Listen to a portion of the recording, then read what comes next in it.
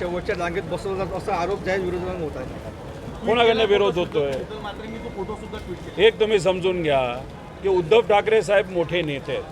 कार्यकर्त्यांना काही प्रमाणात वाईट वाटू शकतंय, पण उद्धव ठाकरे साहेबांनी या बाबतीत काय बोललेत का? उद्धव ठाकरे साहेब विचाराला पक्के आहेत.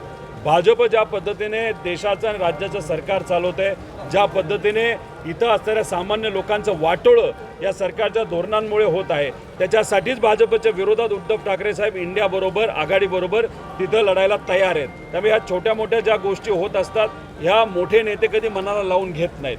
मोठे नेते यांचं मन मोठं असतं, विचाराची लढाई असते. त्यामुळे तिथे कुठं काय बसवलं हे कार्यकर्त्याला किती वाईट वाटलं तरी नेत्याला त्या बाबतीत वाईट वाटत नाही असं आम्हाला सगळ्यांना वाटतं. दादा कल जो है पडळकरांनी त्या ठिकाणी दाखवलेल्या त्या कार्यकर्त्यांसोबतचे ते या संपूर्ण प्रकरणामध्ये दोषी आहेत. अरे सुरवसे जो धनगर समाजाचा कार्यकर्ता आहे, असे अनेक ओबीसी, इतर समाज, ओपन समाज, SC ST समाज, सर्व समाजाचे कार्यकर्ते आम्हाला भेटत असतात, वेगळे विषय तिथं मांडत असतात. आणि जेव्हा युवा संघर्ष यात्रा मी काढली होती, 800 किलोमीटर मी चाललो होतो.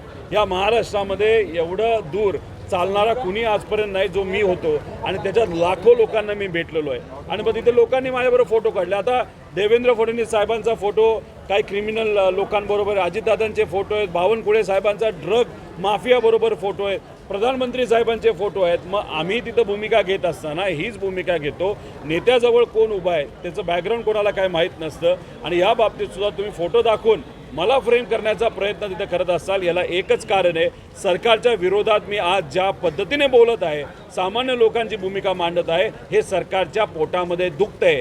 आणि जेव्हा पडळकर नाही तर असे बहुजन समाजाचे कार्यकर्ते खालच्या लेवलला जाऊन एखाद्या व्यक्तीला फ्रेम करतात नाही तर बोलतात, तेव्हा 100% त्याच्या मागे एक मोठा भाजपचा नेता असतो. आणि ह्या लोकांना फक्त सांगितलं जातं आता पुढे जाऊन तुम्ही त्या बाबतीत कुठंतरी एक वातावरण गढूळ करा, आणि हेच वातावरण माझ्या बाबतीत गढूळ करण्याचं एकमेव कारण आहे. मी या सरकारच्या विरोधात आज बोलत आहे. राहुल गांधी निवासस्थानी